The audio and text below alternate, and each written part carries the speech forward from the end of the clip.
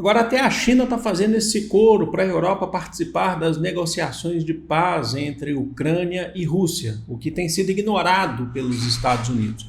Porque a gente está tendo a Conferência de Segurança de Munique, onde os chefes de segurança das principais potências do mundo e da Europa estão participando lá em Munique, e o ministro das Relações Exteriores da China, Wang Yi, ele falou que é importante que todos os envolvidos nessa guerra participem. Aí você fala, então, todos os envolvidos são Ucrânia e Rússia.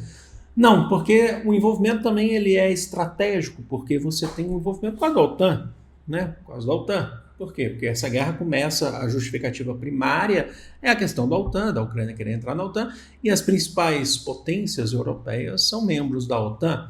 E vamos lembrar que na semana passada o Donald Trump disse que ele teve uma conversa com o Vladimir Putin, a gente relatou isso aqui, inclusive disse que estão chegando perto de um acordo de paz, e depois ele afirmou que ia ligar para o Zelensky. Eu falei, eu vou deixar o link aqui, o vídeo aqui na descrição para vocês, no comentário fixado, que vídeo foi esse, que tipo de acordo que foi esse. Porque o Zelensky tem ficado cada vez mais, meu cachorro, ele deu uma espirrada agora, o Zelensky tem ficado cada vez mais isolado. Porque houve um telefonema para o Zelensky, mas foi um telefonema rápido do Donald Trump para o Zelensky. Que, na verdade, os Estados Unidos está levando uma política de que o Zelensky ele só vai ser informado de como vai ser caminhado esse acordo de paz, certo?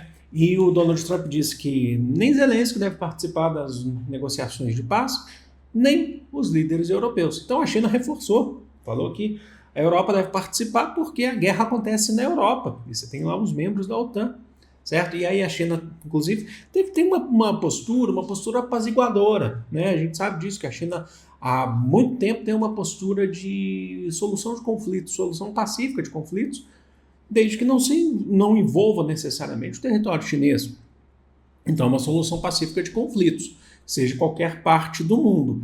Então, teve essa defesa, certo? Mas isso tem sido ignorado pelos Estados Unidos. Então, tem deixado os líderes europeus revoltados. Inclusive, para amanhã, se você estiver vendo esse vídeo já no amanhã, que é segunda-feira, a gente tem marcado uma reunião também das lideranças europeias na França. E vão se reunir em Paris a achar uma reunião emergencial a pedido do presidente da França, Emmanuel Macron, para discutir justamente as medidas tomadas pela Europa em relação a essa exclusão, tanto de Europa quanto de Ucrânia, em relação à solução do conflito, certo? A gente vai ter o premier britânico, a gente vai ter o polonês, o alemão, Olaf Scholz, a gente vai ter, logicamente, o Emmanuel Macron, que eles criticaram a postura dos Estados Unidos. Eu já falei para vocês que está muito longe de ser uma questão de divisão da OTAN, Estados Unidos de um lado, OTAN do outro, nada disso, Europa do outro. Eles sempre têm muitos dedos para lidar com isso. A questão é que o Donald Trump ele é agressivo. Ele sim, ele não tem dedo nem ele não tem nenhum cuidado em relação a isso, né?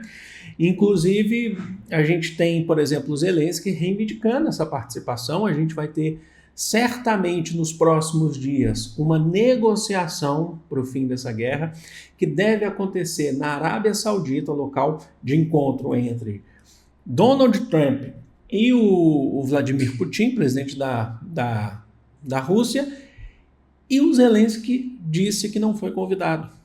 Tá? Ele está indo por Emirados Árabes, certo? E tem falado, ele tem reivindicado a participação na mesa de negociações. Eu já falei para vocês que é uma questão bem delicada, porque pela proposta até então, que a gente sabe, você tem perdas para a Ucrânia, certo? Todos os territórios conquistados,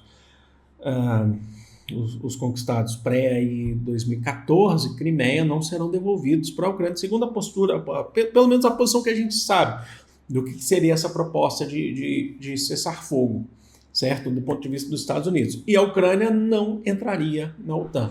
O plano seria adiado. Então, assim, a derrota da Ucrânia, ela é evidente aqui para a gente, né? Eu fiz o último vídeo, eu falei até que Zelensky derrotado. Uma coisa que é interessante, eu falei isso já há alguns meses atrás, que eu queria até saber, porque o Zelensky, ele era muito aliado do Joe Biden. Isso aí é evidente, isso é inegável. Aliado do Joe Biden. E ele criticou muito, por exemplo, o governo brasileiro pela solução pacífica, as críticas que o Lula fez, a guerra e tal. Ele criticou, né, por conta das relações também, até mesmo relações do BRICS, né, Brasil, Rússia, né, na cabeça do BRICS, né, na formação do BRICS. E ele criticou, xingou, falou que o Lula não queria o fim da guerra e tal, que não sei das quantas, falou que o Lula defende a Rússia, que não sei das quantas. E eu tinha falado naquela altura, falei assim, mas eu queria ver se o Zelensky falaria a mesma coisa do Trump, se o Trump ele demonstrasse ao longo desse tempo que ele é mais próximo do Putin do que do Zelensky, como era o Biden. O Biden era próximo do Zelensky. E isso não acontece. Por quê? Porque você escolhe muito bem. O Zelensky não vai fazer críticas abertas ao Trump, né? Então, assim, ele reivindica a participação na mesa de negociações, fala que ele tem que participar, mas ele não faz nenhuma ofensa ao Trump como ele fez ao chefe do Estado brasileiro. E aqui a gente não está falando do espectro político, não. Podia ser qualquer outro presidente brasileiro que estivesse nessa postura. Por quê? Porque se trata dos Estados Unidos, né? Então, assim, o Zelensky, ele é um covarde, né? Essa é a relação que a gente tem que falar aqui, ele é um covarde. A gente aqui não está falando do Putin, não estão assim, a gente ao longo desse tempo a gente também não poupou críticas ao Putin, porque o Putin, inclusive, eu falei para vocês, ele é ligado aos grandes magnatas russos, né? Vocês sabem disso, tá? Mas aqui a gente está falando do Zelensky. Logicamente que a situação é bem complicada para ele. Vamos ver o que vai acontecer daqui para frente. Mas é isso, deixa aqui nos comentários o que vocês acham disso. Vocês acham que ele deve participar das mesas? Você acha que a Europa...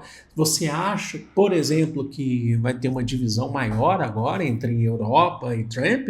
Porque eles sempre foram aliados, né? Europa e Estados Unidos aliados. Eu não acho que vai perder essa aliança, longe disso, tá? Mas é que o Trump está fazendo de fato uma política, uma postura que vai além, né? A gente percebe que essa postura vai além do que se imagina. Essa postura dele, ele não tem papas na língua para lidar com ninguém no mundo. O mundo pisa em ovos para lidar com o Donald Trump, mas o Trump, ele não está nem aí. Inclusive, até a direita, né, a ministra da Itália, a primeira-ministra italiana, também está reivindicando participação e ela é potencialmente uma aliada de Donald Trump, né? Então é só por uma questão de ver como que vai ser essa postura em relação à guerra da Ucrânia. Mas deixa aqui nos comentários, quero saber de vocês, sempre com muito respeito, sempre com muita educação, o que vocês acham disso tudo. E é isso, vou ficando por aqui. Uma boa semana para todo mundo, amo vocês de todo o coração do mundo, um grande beijo, fui!